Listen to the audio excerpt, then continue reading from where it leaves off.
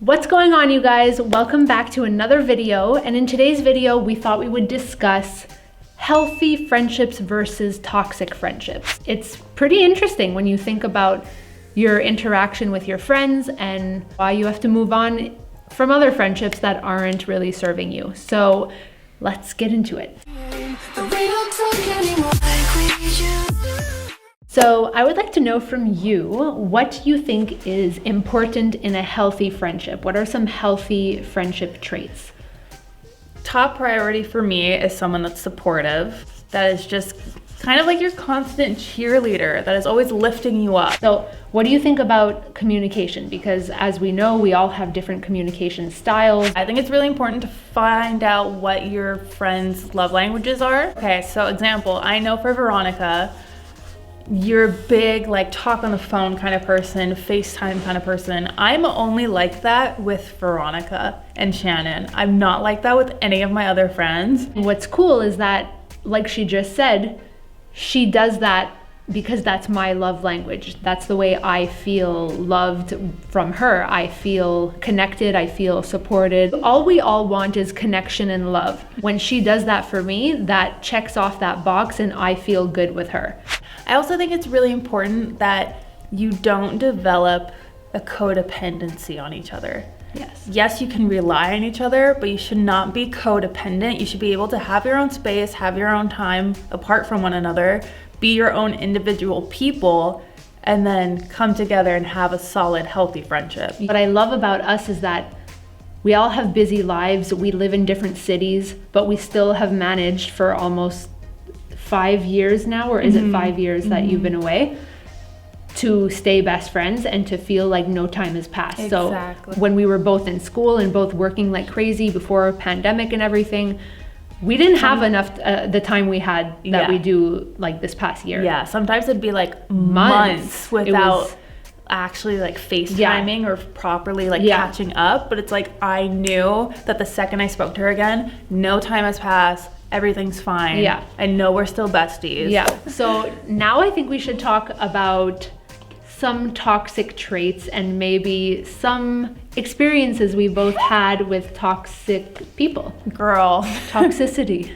Toxicity. Let me just flip this one over. Flip this page. Help me. Supportive.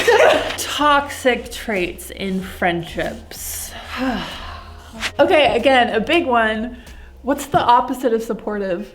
Not supportive. Not supportive. No, but it's such a huge red flag if one of your closest friends never really shows up for you, doesn't really like cheer you on in any of your goals, your hobbies, your interests, you know, like lifts you up or like encourages you to other people. Like I love bragging about Veronica to other people. She's such an amazing person. Like why wouldn't I lift her up? I'm like, what are people saying behind your back? Like,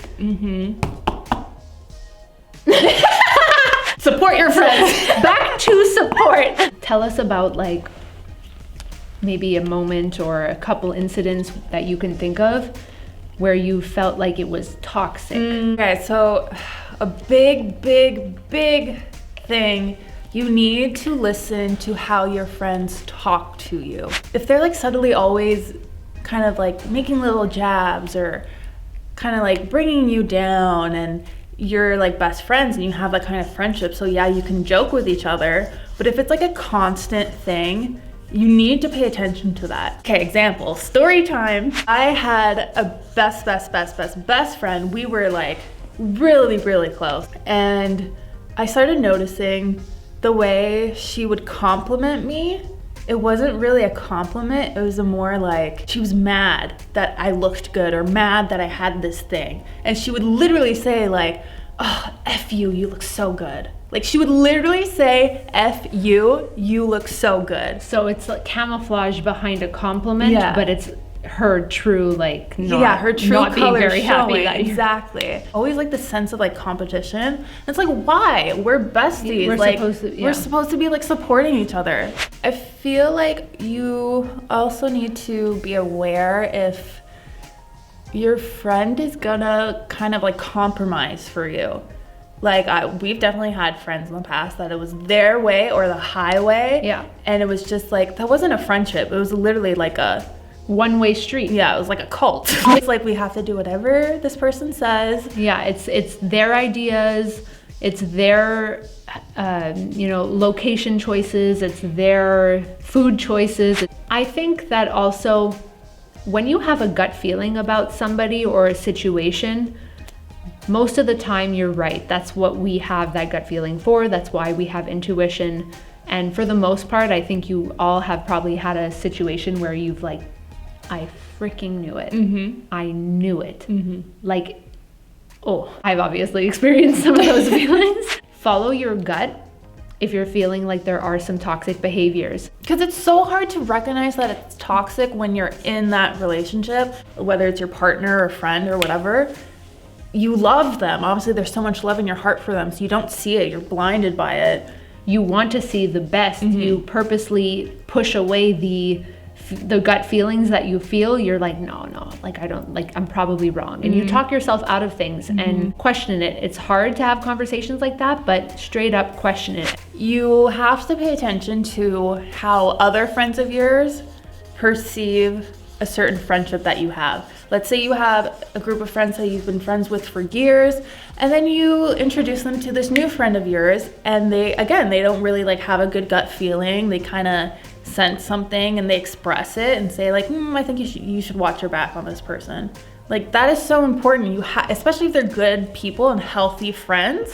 If you've had any gut feelings and then it's being affirmed by other people around you, like recognize that and listen to that. Mm-hmm. And if you know anybody right now that is in a toxic relationship, do your part by voicing your concerns, because you could be helping them get out of something that they're just kind of feeling stuck in. Mm-hmm. And I know it's so hard and like touchy to bring something like that up, but you have to, because deep down that person knows it's toxic. They know what they feel like when they're good and healthy with somebody, and they know what they feel like with this person. Ooh, that's another thing. Your energy levels when you leave your hangout with your friends. I had a friend where anytime we hung out, I would just leave and feel absolutely drained. And I just felt so negative afterwards. And I was like, Laura, you need to reevaluate this friendship, because you don't necessarily have the best time when you're around them. And you're in a bad mood when you leave, and you're exhausted when you leave. Why do you feel that way? Yeah, like, do you feel good? Yeah. Do you feel good? Straight up. Do you feel good when you're with the person? Mm-hmm. And when you're not with the person, like, do you feel good and supported and loved and connected and right? Reevaluate your friendships. Just breaking friendships up. Yeah. Stop being friends with her. Oh, just another thing I'm going to touch on is it kind of relates to the codependency. I've had friends in the past where they would like feel a way if I hung out with other friends. That's so unhealthy. You need to have your own time to yourself, time with other people. You're allowed to hang out with other people. Like, I shouldn't feel a way because you're hanging out with whoever. Like, I shouldn't feel jealous. I shouldn't feel threatened. Like, yeah, that's a healthy response. Yeah. You're watching this and you feel that way when it comes to your friends hanging out with other people. You need to look inside and see and have a conversation and do some inner work on yourself, or why do you feel that sense of insecurity within your friend to have other friends? Mm-hmm. Not just friends, like girlfriends, but like ex-boyfriends or whatnot. People try to isolate other people when they feel insecure. Mm-hmm. So if you feel like you've been in a situation or are in a situation where you're like, I think I'll just stay home and avoid a fight rather than going to hang out with X, Y, and Z, or do X, Y, and Z, you know? Preach. I remember I was seeing this guy, and I noticed he would always feel a way if my friends were calling me or texting me or FaceTiming. His energy would just change, and it's like, okay, don't get me wrong, I'm not a rude person. Of course I'm not gonna be on the phone with my friends if I'm having quality time with someone, but I don't know, if we were going out doing errands, he could be on his phone doing whatever, but the second my friends would call me and give me attention, it was an issue. And that was such a red flag for me. Like, oh, he would feel away when I FaceTimed you and Chan. Like, why? Why do you want to like isolate me away? And then I started noticing that when I was with him and they would call me, I would ignore the call and be like, I'll call you later, because I don't want to deal with his negative repercussions to, like, do you see that? That we've all done it. I've had the exact same kind of situation where I would be invited out to go and do something or have dinner here or go to this party or whatever, and the person I was dating would not want me to do that and would make it very, very uncomfortable and hard for me to go and do what I wanted to do. And what's interesting is obviously people have different ways of communicating. So I've definitely dated people where they were loud and angry, and when like, they're pissed, you know it. You know.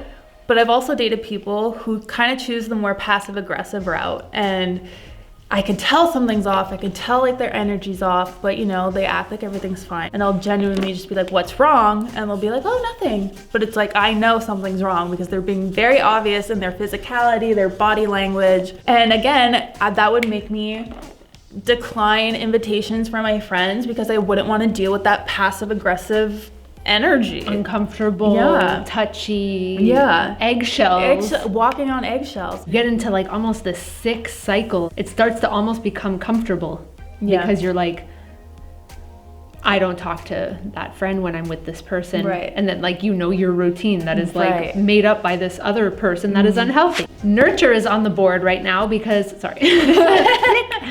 Nurture is on the board right now because, did you see her little... Nurture is on the board right now because I feel like it takes a lot of effort to have the relationship we have. Nurturing your friendships is a huge part in this. And if you feel like you're in a friendship that isn't that fulfilling, are you doing your best to nurture them, and is the other person at that level with you? So thank you so much for watching. I hope you learned something in this video that will help you with your friendships or relationships. It was really fun talking about like how we've grown in our past and healthy versus toxic, and just our life experiences that hopefully will help you. So I will see you in my next video. Bye.